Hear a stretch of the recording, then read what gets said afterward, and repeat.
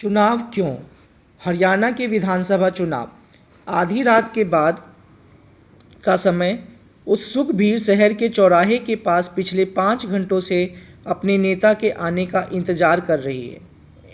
यहाँ पे आधी रात का समय है और कुछ भीड़ है जो किसका इंतजार कर रही है? अपने नेता का। आयोजक भीड़ को बार बार भरोसा दिला रहे हैं कि नेता बस अब आने ही वाले हैं। जब कोई गाड़ी पास से गुजरती है तो लोग अपने नेता को देखने की उम्मीद में उठ खड़े होते हैं और उन्हें लगता है कि हमारे नेता आ गए। यह नेता है श्री देवीलाल। हरियाणा, हम बात किसकी कर रहे हैं? हरियाणा के एक नेता थे श्री देवीलाल। हरियाणा संघर्ष समिति के प्रमुख। किस पार्टी के नेता थे वो? हरियाणा संघर्ष समिति के प्रमुख, जो गुरुवार की उस रात करनाल में भाषण देने के लिए आने वाले थे। 76 वर्ष के इस नेता को आजकल जरा भी फुर्सत नहीं है। उनका राजनीतिक कार्यक्रम सुबह 8 बजे से शुरू होता है और रात 11 बजे तक चलता है। आज सुबह से उन्होंने 9 चुनावी सभाओं में भाषण दिया है। पिछले 23 महीनों में वे लगातार जनसभाएं कर रहे हैं और चुनाव की तैयारियां कर रहे हैं। तो ये जो है एक अखबार की कटिंग है। ये अखबार की कटिंग 1987 की है। 1987 में जो चुनाव हुए थे विधानसभा के, तो उसमें किस तरीके से जो देवीलाल है वो चुनाव प्रचार कर रहे हैं और उसके लिए क्या करते हैं, वो अलग अलग तरह के राजनीतिक कार्यक्रम करते हैं, तो उसके बारे में बताया गया है।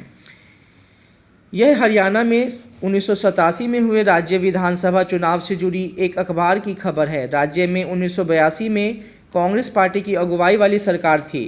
तब विपक्ष के नेता चौधरी देवीलाल ने न्याय युद्ध नामक आंदोलन का नेतृत्व किया। चौधरी देवीलाल जो थे, उन्होंने क्या किया? कांग्रेस की सरकार के विरुद्ध न्याय युद्ध नाम से एक आंदोलन छेड़ा और लोकदल नामक अपनी नई पार्टी का गठन किया। और उन्होंने अपनी पार्टी का भी जो है नाम बदल लिया और उसका नाम रखा लोकदल पार्टी। उनकी पार्टी ने चुनाव में कांग्रेस के खिलाफ अन्य विपक्षी दलों को मिलाकर एक मोर्चा बनाया। जितने भी विपक्षी दल थे वो चुनाव के अंदर एक हो गए और उन्होंने कांग्रेस के खिलाफ क्या बनाया? मोर्चा बनाया। अपने चुनाव प्रचार में देवीलाल ने कहा कि अगर उनकी पार्टी चुनाव जीती तो वे किसानों और छोटे व्यापारियों का कर्ज माफ़ कर देंगे। उन्होंने सभी व्यापारियों को और किसानों को ये भरोसा दिलाया कि जैसे ही उनकी सरकार बनेगी तो उनके जो भी कर्जे हैं वो क्या हो जाएंगे? माफ़ हो जाएंगे। उन्होंने वायदा किया कि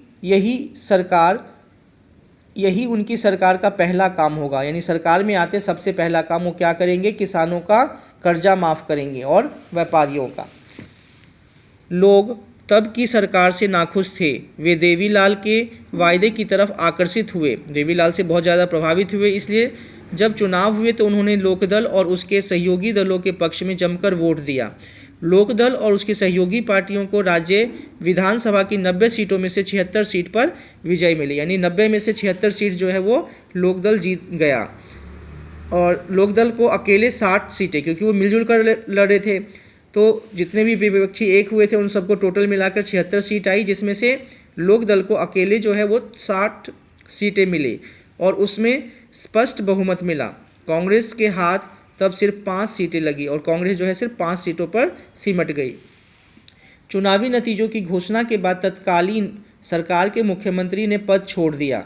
जैसे ही घोषणा हुई चुनाव की, मुख्यमंत्री ने क्या किया? अपना पद छोड़ दिया और लोक दल के नवनिर्वाचित विधायकों ने देवीलाल को अपना नेता चुना।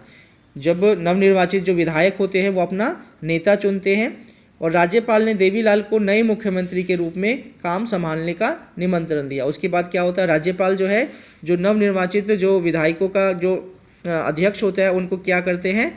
मुख्यमंत्री बनने के लिए निमंत्रण देते हैं।